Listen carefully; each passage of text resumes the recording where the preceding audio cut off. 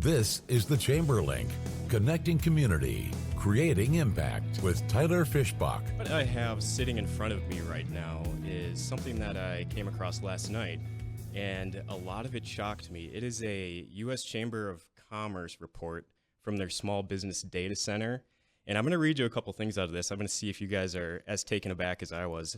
I mean, it's really cool data. And so this was first published in May of 2024, but they update it throughout the years. So they actually just re-updated this about 10 days ago, so it's still fresh. And the first line in this report says, small businesses employ nearly half of the American workforce and represent 43% of America's GDP. And I just had to stop for about 10 seconds. Like, holy cow, that's phenomenal. Maybe you guys already knew that, but I did not. And so I kept paging through this. I don't know if you can see this. It's like 30 pages. I'm not going to read the whole thing right now. But something else that shocked me is, according to this report, 99.9% of all registered business in the U.S. is classified as small business. 99.9. Mm-hmm. That is absolutely absurd. And that is about 33.2 million small businesses. And I was just paging through this, and page after page, I was just shocked. And they have cool charts. What I'll do is I'll link this on our page so you guys can click through it later if you want to see what I'm looking at. But it's shocking to see the charts and the graphs, the entrepreneurial diversity of all the businesses that people start.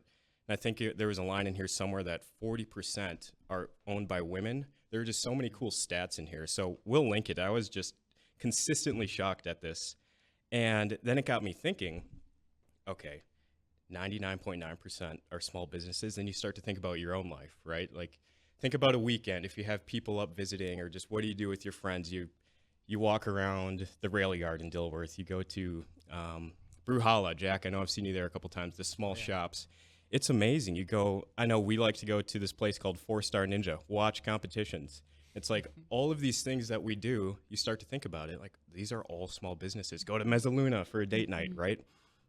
And then on the professional side, too, you think about that. You have marketing, HR, legal, manufacturing, all sorts of industries. It is just nonstop. And so this is why I'm really excited today to have two small businesses here on the show to represent that backbone of America, to represent our, what, Abby, over 70% of our chamber members, small businesses.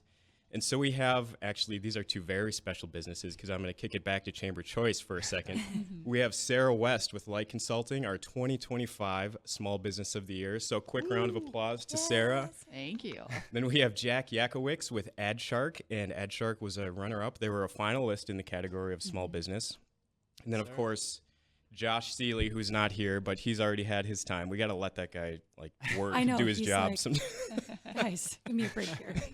So congratulations to you guys. To set the stage, and I think to give people listening kind of a foundation, of course, I'll let you introduce yourself, but can you give us a high-level overview of what your business is? I think that'll kind of help people understand where we're coming from throughout the conversation. So Jack, I'll start with you if you want to kind of kick it off for us. Yeah, so I am blessed to have the opportunity to be the Director of Operations for AdShark. We are a small business in downtown Fargo. We bill ourselves as a performance marketing agency, so everything that we do is centered around scale potential for clients. So we like to track, measure, report. We're kind of a mix of creative strategy and data-driven decision-making, and it's been a tool that we've used to help grow quite a few businesses locally and regionally, and just been a blast to work with the people that I get to work with at AdShark, including being able to partner with Sarah on some projects too, like the Faith Forward Conference. So yeah, I don't know if you want to segue into Sarah or if I should, but Sarah, your turn. Take the lead, yeah.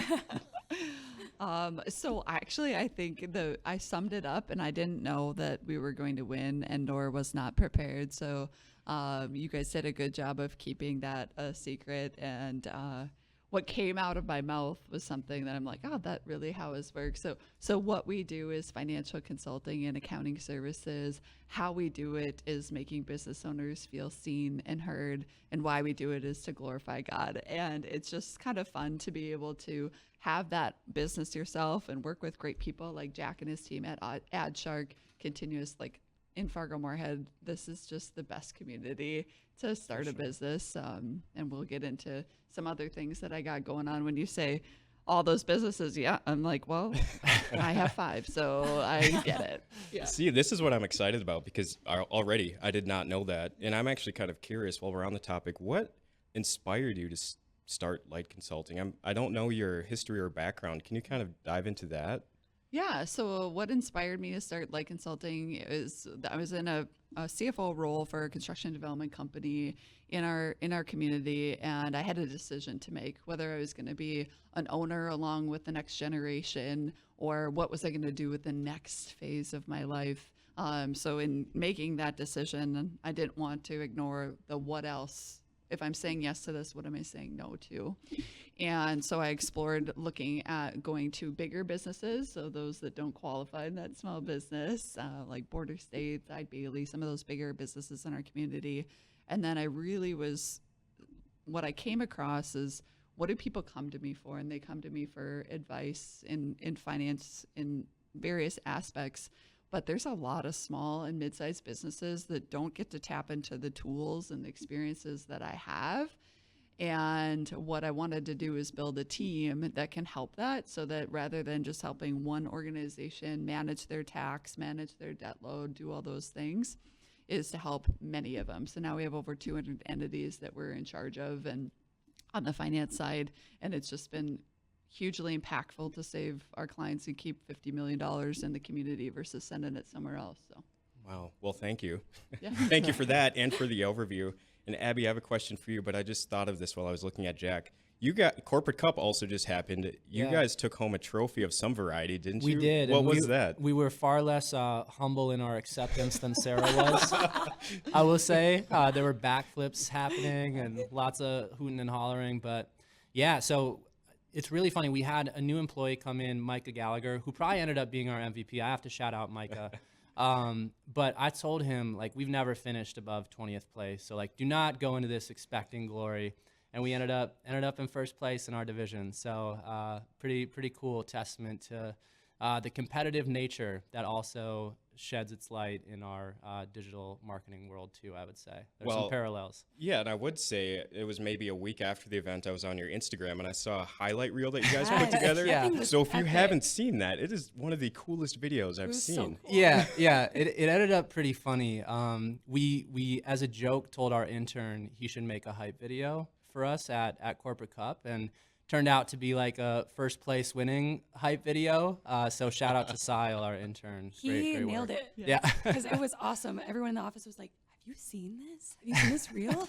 It's incredible. Oh, that's so, you guys are very nice. Yeah, thank you. I know, it was so good. Okay, we have a break coming up soon, but before we do that, maybe Abby, you can just give a high level, introduce yourself, and just generally what do you do at the Chamber? Because you have a very connected and important role, and so it'd be nice for people to know, what do you do every day? Yeah, sure. So Abby Styf, Director of Member Development over at the Chamber, and every day is very, very different. But my main role there is to really support our members and our membership. So that's anything from a new business coming into town and meeting with them to, get them engaged, get them informed on what the Chamber does and is and what we have to offer them, making sure that they get plugged into the community. Because, of course, we want them to thrive and succeed and to stay here. And we would love to see their business expand within the community as well. So definitely a very membership based. And so, yeah, anything from that new business coming into town, getting them plugged into the Chamber, to making sure that our 1,600 members are engaged and finding value in what we do and finding their networks and their support as well. I've seen a lot of, over the last 4 years, I've seen a lot of really cool connections and relationships form. And that's like the most exciting part about my job, is being able to be like, hey, you should talk to this person or this business, or get connected here. So really just making sure that the businesses that are a part of the Chamber are staying and are finding value within their business and in the businesses in the community as well. I'm always amazed. There's not a day that goes by where I don't pop into Abby's desk like, hey, Abby, tell me about this business or this person. I have a question. And she knows everything about everybody. So kudos to you That's for awesome. keeping tabs on so many businesses. And I know you enjoy it. You just do a very good job. Thank you. When we come back, we're just going to keep connecting the dots. We're going to talk to these two about their businesses, and we're going to talk about Abby's perspective, and it's going to be a great time. So we'll be right back after this. I was just thinking about, because we've known each other, gosh, for probably, I couldn't even put a number on it, 9, Since 10, graduation, I suppose. Yeah. 9, 10 years. Kindergarten graduation? No. Yeah. We go way You guys back. are so young. Thank you. I appreciate that. I think I have 6 or 7 gray hairs now. So, Oh, Okay, they're we'll coming. count them Yeah. Jack, I'm curious, and this I was not planning on asking you this, but I think it's a unique perspective that you have. I'm thinking about Chamber Choice. Yeah. Can you explain, well, a little bit your journey from being a college student to getting into the workforce, but kind of tell your story about Chamber Choice too. I Yeah. know that was something that stuck with me many years ago when For you sure. shared it. Yeah, it's gonna seem like I'm sponsored by Chamber Choice with how much I shout Chamber Choice out, but like I very much give Chamber Choice credit for me still being in Fargo. I was 22 years old. I'd recently graduated. I was working an internship that turned into a full-time job, but not totally satisfied with it. Half foot in, half foot out. I'm from the Twin Cities originally, and at that Chamber Choice, I heard Ryan Fritz from Office Sign Company accept the award for Small Business of the Year, and heard his presentation. He was a little bit, and he would appreciate me saying that, like a little unfiltered, just very normal seeming guy. And I was like, oh, this is not what I thought of the corporate world. This seems like a interesting place that I feel like I could align with. And ended up spending 5 years there. After Chamber Choice, I submitted a resume blindly and said I was really inspired by your speech and I'd love to just see if I'm a good fit. My career grew while I was there. A lot of like the best things that came into my life I can attribute to that, including my wife. I met my wife there. So like my whole life, if you do the butterfly effect, Chamber Choice, like now wife, child, all these things.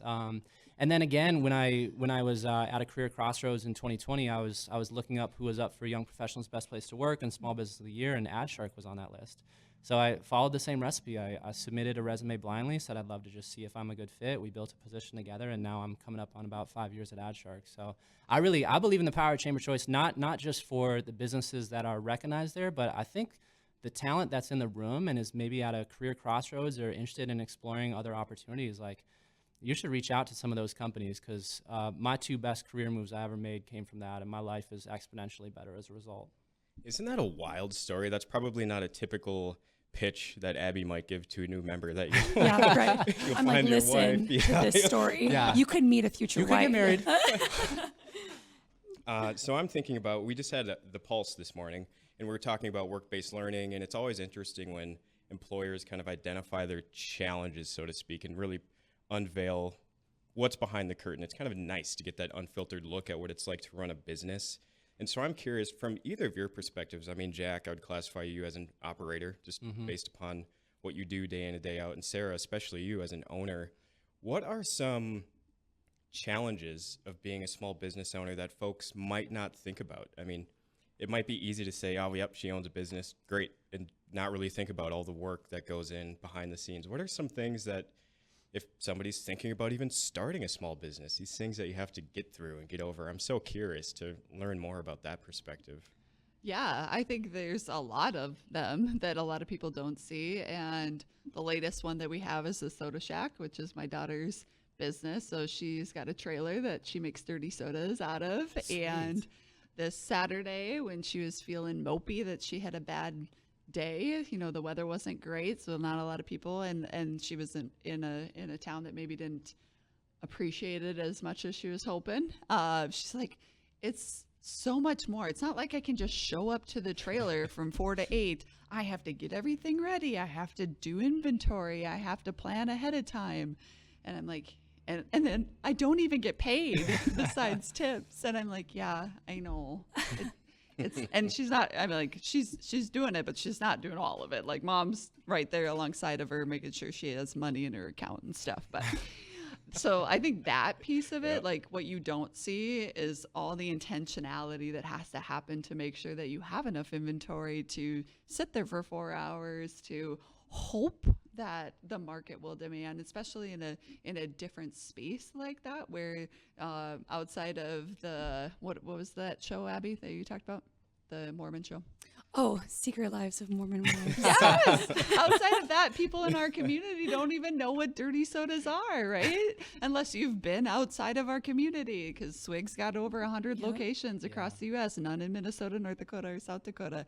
So that market, when you're trying to disrupt a market, so what she's trying to disrupt is that afternoon coffee or whatever, that sweet treat you guys see all those people in her age demographic walking around with. Hell, I do it too. Yeah, she's trying to disrupt that, and that's not easy. And then I think the hardest part is the roller coaster piece, where you just didn't have a good day, and to get back out there and do it the next day or the next week, that's the mental game is really, really difficult. And then being an advisor to a lot of small businesses, I think I don't experience the same pain they experience on the administrative side, because that's what we actually help people with. So when I asked Michelle Colmerk a few years ago, right after her time at the North Dakota Chamber, what is the thing that makes small businesses fail? And she said, the business part of the small business. They go into it because they have a skill set or a product that they really love and are passionate about, but there's all of this other compliance and stuff that's got to happen that is just, it's actually painful for most people. So that's a little bit where Light comes in, is to relieve some of that heavy. But Well, and that's a good segue to what Jack's role is over at AdShark. I mean, the business, director of operations. What are some things that you focus on, Jack, from when you got hired to whatever your outlook may be, like, here's where I want to take AdShark in 3 years, 5 years. What are some of the things that you really have high up on your list of, got to do this well, we got to get this done? I'm pretty curious about that. Yeah, for sure. I think my main bullet point on my job description is other duties as assigned. So every day is different, but I love that. Like, that's the joy of small business. I would never want anything different than that. There's always new challenges and new things that we're focusing on. To your earlier question about maybe some of the challenges that small business owners don't necessarily perceive. I'm not an owner myself, but I've been in a spot of kind of an entrepreneur for multiple small businesses that I've worked for now, where given some of that autonomy and flexibility and decision-making power. And I think my early mistake as a manager is probably similar to what a lot of early owners grapple with, which is letting go of some things. Like, you really have to not only be thinking about how you are operating in a workspace, but trying to give enough decision-making authority and responsibility and experience to some of your young talent that you want to invest in. And that's really become pretty evident to me within the last few years. Is the way that I should be judged as a manager is not how easy I made other people's lives or how much I protected or saved them from the challenges. It's actually exposing them to challenges and being more of a support figure that's there, but recognizes that this is going to be a career growth opportunity for them. Like, for us as a company, and I think a lot of companies can probably relate, the cap on scale is how quickly we can create more leaders. Because when we can do that and when we can nurture those experiences for others, it only amplifies and multiplies the impact that our leadership team has. So yeah, that's what comes to mind for me. And honestly, what a core part of my job is right now too. I'm pretty much broken up into the people and business side is what I'm focused on. So trying to grow and scale AdShark by adding new clientele, but also a lot of focus on adding our next wave of talent. And I'm constantly out there looking for people that are better than me. I think you should want to hire people that are better than you at stuff and then get out of their way. Wow. Tyler, can I chime in? Yeah, go right ahead. So kind of just going off of this conversation, I'm thinking of prior to joining the chamber team, I worked for a small business and a startup company. And I had no idea what it was like working for a small business and just seeing the process of truly when they say they wear many hats, they're not lying. They wear many hats. We were a small team. I think there was 4 of us. And we did everything from the process building to the how are we doing payroll? How are we doing benefits? What's HR? We didn't have HR. And so just having that inside look too of what it is like to work inside a small business. Yes, I've never been an owner, but when you're a team of 4, everyone kind of feels like they have their hand in owning the business. We had a great leader who definitely, took the lead in owning it. But it was anything from, hey, we need to build this process. We need to figure out how we have SOPs. We need some sort of meeting structure. We need the whiteboarding of what our next 3 years are going to be like in the goal setting. And it was really, really eye-opening. And so coming into the chamber, I think that's why my heart is so passionate about small businesses and getting them engaged and, hearing them out on what they're wanting from the community. How can we support them, as a chamber, and what does the business community look like supporting them? I'm such a huge advocate because I know what it's like. That grind is incredible. And yeah, you have to show up every single day after a bad day or after a tough day or after a long day and be able to do it again. So major props to all of those that own small businesses. 100% agree. And I kind of want to keep on that. We have a break in about 10 seconds. But I want to talk more about that, how we get small businesses engaged, because you guys are doing so much. And so I'm so curious about, okay, so they join the chamber. How do they start to get involved while still operating their business? And so I want to dive into that, and we'll do that right after this break. Welcome back to the show. And before I ask you your question, Abby, I was just thinking in my head, I had a conversation with somebody, I think this was on Friday. They're a small business owner. And it was just a very casual conversation. They're like, the chamber does so much, and I actually have no idea, what's my first step into the chamber? I mean, it's fantastic when there's a level of at least knowing what's going on, like reading the eBridge or the Bridge magazine. But he brought up specifically, it was public policy. Like, oh my gosh, I am not a public policy expert whatsoever. I know the work's important. Maybe that's not the lane I want to go down. And so from your perspective with small business and owners or even employees, just like Jack, What's one way that people can easily get engaged? And I know you probably have a favorite one on top of your mind, but what's just like one or two things where somebody can, get their foot just a little bit wet and try something out? Oh, loaded question. Because the chamber does have so much. And I think that's because we want to be able to provide opportunities for absolutely everybody. I mean, with all that we do, if you can't find something that is like your niche, I don't really know how to help you. But yeah, we have anything from like our Young Professionals Network, Women Connect, The Pulse, Member Mingle, Business After Hours, our signature events. So a lot of opportunities, but I would say the one that I advocate the most for our new members, especially our small businesses that join, is our Member Mingle program. It's free for members to attend. And it's really, really fun. It's very laid back. We say that this is an event for our members. So if you have any like brochures, flyers, business cards, all of the things that you want to pass out, you're welcome to do so. And then we spotlight 3 different businesses each month. So you could have the opportunity to share about your business for about 5 minutes. And this program has really has really grown. It's gone from a 25 people attending to nearly 50 to 55 each month. So that's a pretty good presence and a really great opportunity for you to share about your business. And that's dedicating one Thursday a month in the morning time. It's 7:30 to 8:30 a.m. at the chamber office. So we try to do it before the workday because we know how it can be once you get into that workday to be able to step away and then come back. So that's one that I really advocate for. Another thing I would say is I tell members all the time that there's no better marketing than yourself. So you know your business best. You know how to connect and explain your business better than anyone. So even if it's not you and you dedicate a team member to really lead the chamber communication or really lead the chamber attendance, just being able to have someone there religiously at some of those events to be able to share and network that they can kind of bring back is probably the most impactful thing that I say, just because when you're networking, obviously the power of that is when I'm like, oh, I need accounting help. Oh, I'll go to Sarah, or, oh, I need marketing. Oh, I'll go to AdShark.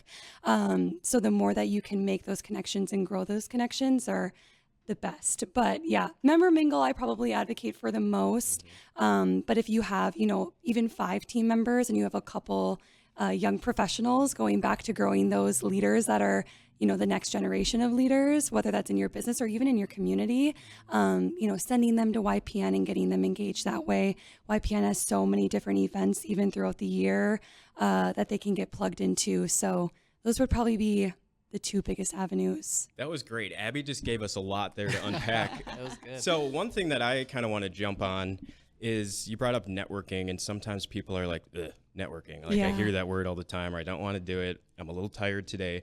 But I'm curious from your perspective, it could be either of you who wants to jump on this. What is the power of getting connected, whether it's with peers, with just general community members, residents? What what's the value in doing that networking, that word that we hear all the time? Because you two do a great job at it. I see you everywhere. So I'm curious, what's the value? Why keep doing it?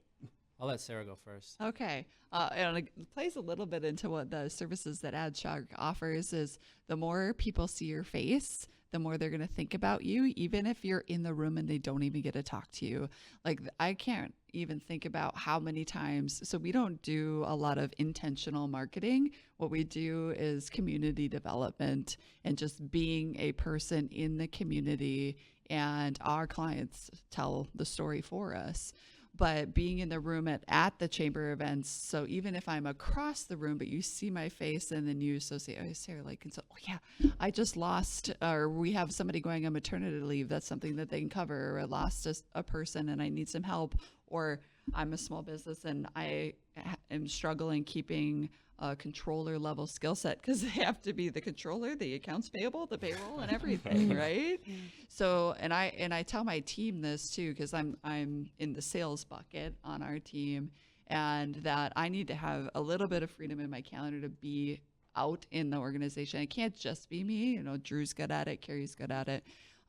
Because we can hire people like AdShark to help with some of that online presence, and you have to also be in the spaces where these people are. Yeah, for sure. And for me, I almost break it down to like the professional value and the personal value. When I was coming out of college here in Fargo, which is not home for me, and I was making it my home, a lot of my peers from Concordia had moved out of town, and so I was kind of starting from square one, and I went into it a little bit. I don't know if this is the by the book thing to say. I went into it thinking I want to like make some friends here that are at similar life stages and that I can get to know through business. And I've definitely gotten a lot of value in that. And then as a part of just showing up, being asked to join boards and community, get more involved in the community, and all of that has helped Fargo feel more like home for me personally. So I found a lot of value there. On the professional side, totally aligned with everything that Sarah said. I think both of us are in worlds where it's not overnight sales. Like, we're not selling eggs. You're not going to like buy from us just to do us a favor that one time. So I never go into things looking for like a transactional relationship. I think if anything, like if I can just learn more about people and give off a good initial impression, maybe 2 years from now when they're thinking about, hey, we should probably look into marketing, they remember that guy Jack they met at a chamber event. So that's my mindset a little bit professionally. And I think you do a great job at that. Abby, you as well. And I know a name that's going to be very familiar. Who else does a great job? Darren Dunlop. Yeah. I know you guys got along so well. Yeah. The goat. Yeah. I love Darren. He really is. I actually just saw him last week. He and Brad Holm stopped at Junkyard Moorhead. So it was really nice to see those two. I think they were golfing their like 20th round probably of the week. Sounds That's right. One day. Must be nice. Yeah. So Abby, you also touched on professional development. And I'm curious, Sarah, I'll go back to you. What do you do with your team? You know, we talk about workforce all the time. We just had that workforce event this morning, and people are so important to the future of companies, businesses, the entire region. How do you approach it with your team, and how do you develop people? And Jack, you kind of mentioned that well about building leaders. I'm curious of what you guys have going on internally at Light Consulting and beyond to kind of help that next generation of leadership. So when you are golfing, you know, 20 rounds in a week, there's that that stable home base. And I do need 20 rounds a week to maybe get good enough to golf with Darren. So what we do is we're very intentional about a lot of things. And why I do that is because if we don't systemize it, then we lose sight of it. So when I consult clients, less on the finance and more on how to run your business, we talk about the rhythm of the business. And the people component is a huge piece of that. And if I'm not developing these people, I'll never be golfing 20 rounds in a year. So just making sure that we do that. How we do that is the Dale Carnegie organization. I'm a partner in that. Melissa and her team are phenomenal. Just how to win friends and influence people. That's just an important skill set, whether you are doing that on the shop floor or you're doing that in a sales room. That's just so important to be able to do those things. We also do books. We read professional development books, and we're trying to be intentional about what are we consuming, right? So I can't control what everybody consumes outside of the office, but I can control or encourage the consumption of positive information that drives our core values. So that's the two things that are a rhythm of our business, is that we are intentional about what we consume from that. We, in our offer letters, is you get a Dale Carnegie course or that kind of expense on an annual basis to grow and develop. We've also sent people to Texas for Discover Leadership Mastergrad that I learned about through True North Steel. They've sent over 100 people. We've sent 6. But what's really immersive and it's just life-changing into a little bit of like, how do we just show up as our best selves? The artificial intelligence and all that stuff might take away a lot of that technical stuff in the future. So the people component is going to be even more important in the future. Is how do we communicate well? How do we relate to people well and make them feel seen and heard? So we systemize it. And it sounds like impersonal, but because it's intentional, it doesn't feel impersonal. Mm-hmm. Well, and that's... Jane is going to hate me for saying this, but she has so many good words like that, like systemize it. But it's true, like building processes and something that's repeatable, so we're not all just kind of guessing like, oh, I haven't done a Dale Carnegie course for a while, maybe I should do something, but it's on the calendar, it's scheduled. So good for you for systemizing. Jack, so your place of work is, I think, pretty well known for being a kind of a hype zone for young professionals. And it's a very well-earned thing that comes to mind for people. You guys do a great job of just putting that off into the universe. But with that comes a lot of professional development opportunities for that younger cohort of leaders. What do you think about when you think about building new leaders? Are there any specific go-tos for you? Yeah, so we kind of have a mixed bag of internal and external basically systems in place that we abide by. I think one of the things that sticks out that's pretty unique from other companies is we have career path charts for every single employee, where when they come in on day one, they can see what the path to growing into leadership roles looks like, but they're also given the encouragement of exploring the boxes that haven't yet been created too. Like my role at AdShark has basically been a result of, oh, we don't have anyone that's actively doing recruiting or screening calls. I can do that. Like just raising your hand for things, then it naturally kind of becomes part of your job. So for those who like maybe more of a linear path to progression, we have that in place, but we encourage people to be creative and think outside the lines too, and really like foster what their career development plan is going to look like. Externally, just a few examples, like we try to attend as many events as we can. So getting out to chamber events, Emerging Prairie events, AAF North Dakota events, there's a lot of opportunities. I have personally felt the most growth from being invited to sit on boards and community advisory committees, because not only am I learning a unique skill set to help that nonprofit grow, but I'm also learning from peers that are at the table with me too, and just adds to that network and feeling of being more connected to Fargo-Moorhead as a whole. So we've pushed team members to get a little bit more involved on community boards, and have seen a lot of fruits of that labor too. And hopefully that's beneficial for their career. We'd love to keep everyone as long as we can at AdShark, but we understand that some people's path goes elsewhere. And ultimately, I think, kind of the servant leadership mentality is that you just want to set people up for a successful life, and hopefully we're doing that. That's really cool, and it sounds like the way you set people up internally is going to give them more ownership over their role in the long run, right? Where they're a part of deciding like what their future is going to hold. So that's very cool, and it seems like it's working out well. So keep it up. We have one final break left, and Jack, I actually want to dive back into that topic of getting engaged on the community, whether it's on boards, etc. I think that's pretty interesting. I think we have some conversation there. So we'll be right back. Jack brought up an interesting point in our last segment. You talked about serving on boards and being engaged in the community. And yeah, Jack and I, we serve on a board together. Abby, I know you serve on at least one board, probably a couple. Sarah, I'm not as familiar with your volunteer service, but one thing I know, you supported the Chamber's Chamber Impact Day, which was all about volunteering and getting engaged. And so through the lens of a small business owner operator, you've got plenty of other things to do. You've got businesses to run, you have families, you have things to do outside of work. Yet you still do these things. You still go to these board meetings while you're holding your daughter on your lap, like last night, Jack. Yeah, that probably wasn't the best. No, it was good. It mixed things up. Yep. So I guess my question is, it's going to be a two-part, but I'll ask just one at a time, is why do you do those things? Why go above and beyond and, sacrifice your Monday, Tuesday night to volunteer? Why do you do that? And Jack, I'll start with you since you kind of put the idea in my head. Yeah, I think... Like I personally just have seen the value that it's created in my life. I felt like I was going to have to do something working with a not-for-profit or feeling like my contributions to the greater world were bigger than like making my CEO richer. That was sort of my like starry-eyed coming out of college view.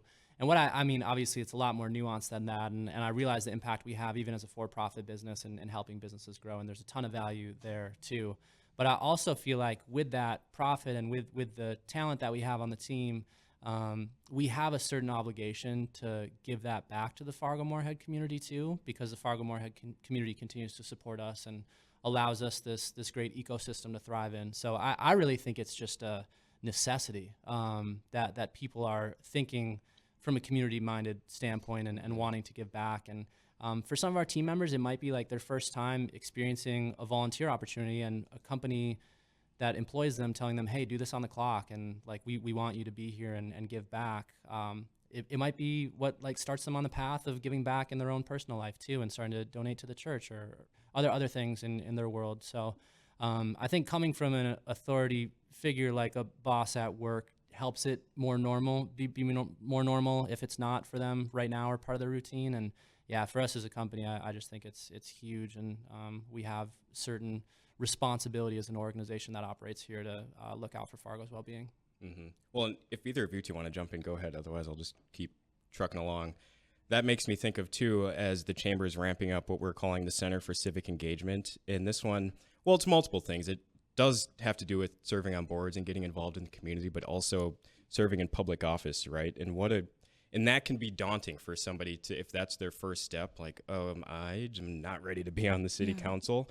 But what a great way if you do start getting involved in small ways in the community, and then you move to a board, and then maybe two boards, and then you really start to understand the inner workings of the community. I think that really is a good pipeline for things like serving as an elected official. And I guess maybe I'll pass this to you, Sarah. You can jump in too if you want. What can businesses do? I think Jack maybe already highlighted it, to how can we better support as a business community, or what's the importance of supporting these folks and getting out in the community and serving? And maybe a flip way to ask it is, what's the dangers if we don't do a good job at that as a business community? Mm-hmm. Well, we were put on earth to be in community with each other and to serve and to use our skill sets. And I have skills, and Jack's got skills. Tyler, Abby, you have different skills, and we can't do it alone.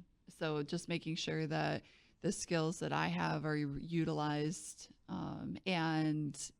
so mine are math and accounting and finance and navigating all that stuff. The amazing things that Jack and his team does, no idea how to do that, right? So I would be lost without people like Jack and AdShark.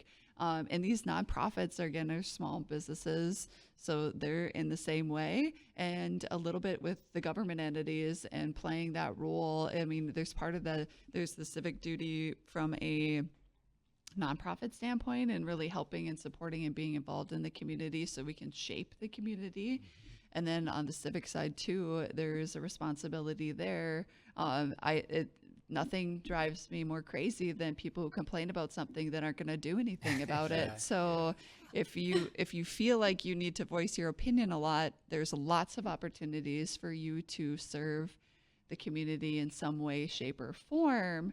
And let's put your time where your mouth is sometimes. For sure. And I have to say, I think we're really uniquely positioned as a community in Fargo-Moorhead, where there are ample opportunities and like not that large of a population in comparison. I look at, Minneapolis, where I'm from, and a lot of my friends that are there and are into their 30s have never served on a board or never been asked to, or don't even know how to go about it. And I think I used to say this about Concordia College, like one of the best things about going to a small school like Concordia for me is that it forced me to get really involved in on-campus orgs, or else they wouldn't happen. And I think similarly, on more of a macro scale, we have that in Fargo-Moorhead, where it's like, if there's anything that you're passionate about doing, even something that you have to create, the whole community is probably going to get behind you. We have this really, really cool ecosystem like that I think people take for granted when they've been in it for too long.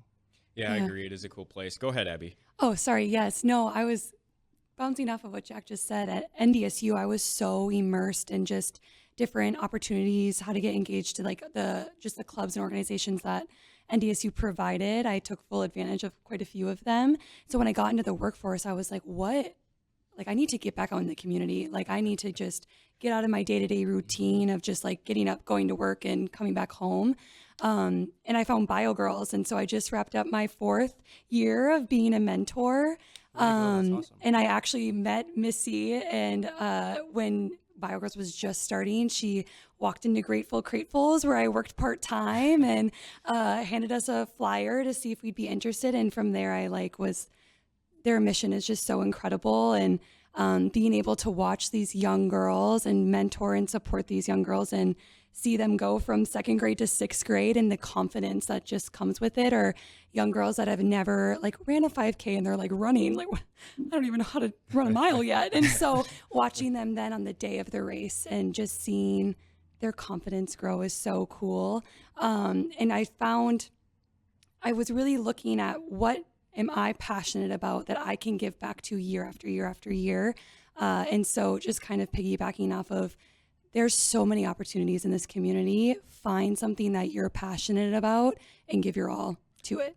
I know there are endless opportunities. And you guys, I hate how quickly time runs out because I have 19 more questions I want to ask you. But we can't do it right now. We'll have to have a part 2 at some point. But we'll be back here next week. Thanks for tuning in, and we'll see you next time. Thank you.